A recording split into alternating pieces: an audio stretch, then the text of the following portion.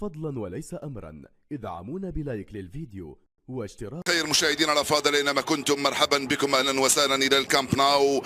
الجوله السادسه والاخيره في هذه المجموعه السابعه، المواجهه بين برشلونه ويوفنتوس، بين ميسي ورونالدو. مواجهه ستكون من اجل البرستيج بالدرجه الاولى، ومن اجل المتعه، نعم، من اجل المركز الاول الذي يحتله فريق برشلونه بفارق 3 نقاط. اليوفي عليه الفوز بالثلاثه بفارق 3 اهداف اذا اراد احتلال مركز الرياده. بهذه التشكيله يلعب برشلونه بتيرشتيغن في الحراسه، ديست في الرواق الايمن، جوردي ألبا، لونغلي، الراوخو في وسط الميدان، كل من ميرالين بيانيتش وديونغ وليو ميسي، ترينكا وبيدري في الرواقين، وأنطوان غريزمان راس الحربة في الخط الامامي. بينما فريق يوفنتوس بقياده القائد بونوتشي سيلعب في هذه الامسيه هذا اللقاء ببوفون في حراسه المرمى، صاحب اكبر عدد من المشاركات مع اليوفي. اليوم مباراته رقم 935 بثلاثي في خط الارتكاز، دانييل البرتغالي عن الريال والدوري الاسباني. رايعه ميسي من امام مارتور، يوصلها من هنالك لجوردي ألبا وعناصر اليوفي، وخرجت راحت في التماس تحت ضغط كبير. رونالدو من هنالك عن طريق دانيلو، كرة بعيدة وراحت ساندرو، والتغطية الدفاعية من لونغلي، ثم ديليخت. الكرة هذه في اتجاه رمسي ولكن بعيدة تماما. رونالدو تسديدة رائعة. رونالدو ضربة جزاء. رونالدو الراوخو وضربة جزاء ليوفنتوس ولكريستيانو رونالدو الذي يستعد لتسجيل هدفه السادس عشر على فريق برشلونة في جميع المسابقات. رونالدو يستعد لتنفيذ ركلة الجزاء. رونالدو جول.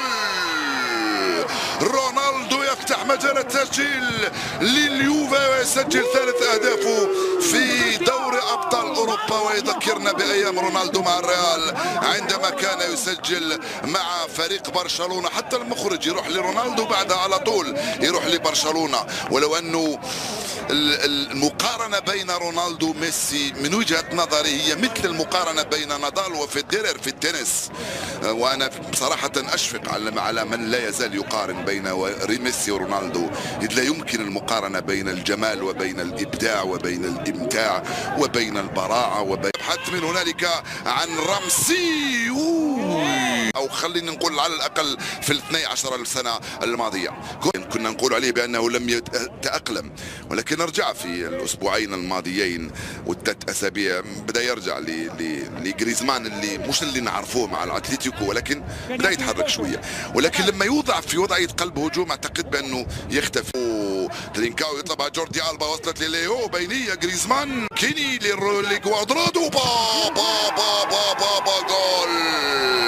يا سلام، جول في منتهى الروعة. ماكيني الصغير يفعلها بلعبة ولا أروع. ثنائية من هنالك أميريكو كولومبيا على الجهة اليمنى بين ماكيني وكوادرادو، جول ولا أروع. فرحة زملاء ماكيني بالجول أكبر من فرحة ماكيني بهذا الهدف لليوفي على برشلونة في الكامب ناو في حضور رونالدو وميسي. لعبة ثنائية من هنالك مع كوادرادو، أو التوغل من أرون رمسي، من هنالك لماكيني كوادرادو جول. ماكيني كوادرادو يطير في الهواء ويفعلها جول. ثنائية لليوفي أمام برشلونة في لونغلي، ميسي بيل فرانكي ديونغ، ألكساندرو والبحث عن التوزيع عبر بيدري ميسي قوية التسديدة هذه، مرت سلامات. بيدري يحاول يمر، بيدري على الجهة اليمنى لترينكاو، جيجي بوفون تلعب لجوردي ألبا، الجهة اليسرى، كرة صعبة، جوردي ميسي، وجيجي بوفون يتمكن من هذه الكرة أمام ليو ميسي الذي حاول أن يسدد ويسجل. من الراوخو يتمكن من إعادة هذه. دانيلو الكرة البعيدة ناحية مرتا، وما زال الروعة. يا سلام، وداس، لا هيلا جوردي، الراية ميسي خلف بريثويت وجريزمان على الجهة اليمنى. التسديدة من ليو يرجع لبريثويت يحاول يمر بريثويت يوصلها لجوردي ماكيني التسديدة تير شتيغن يخرجها بأعجوبة تير شتيغن. كرة رامسي كاد يأتي الجول الثالث. لعبة رائعة جدا صعبة. ماكيني رجعها مباشرة في اتجاه رامسي. شوف اللعبة هنا يا لونجلي يا لونجلي محنة ورا محنة. زدت لهم محنة أخرى إذا صفر الحكم هنا ركلة جزاء في كرة إلا إذا اعتبرها غير. قد يضيعها كريستيانو رونالدو. جول ثنائية من أمام ليو ميسي وبرشلونة. ثلاثية لليوفي. من كان يقول هذا يا ليو؟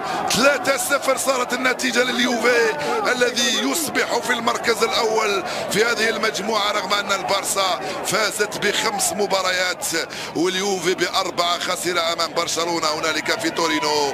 ها هو رونالدو يستثمر في كل الظروف وفي كل الأوقات وفي كل المباريات ليعطي الأولوية للفوز بالمباراة أولا ثم لجهة اليسرى يحاول يمر لم يمر ولكنه يستفيد من خطأ.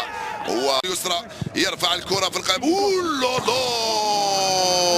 قطع لها الطريق هنا المهاجم أنطوان جريزمان. كادت تباغت جيجي بوفون ضربت في العارضة الأفقية. الرابع كوادرادو رجعت من هنالك لألكساندرو موراتا. دخل موراتا راح موراتا الروخو فرانكي ديونغ ميسي وبريثويت وضع التسلل.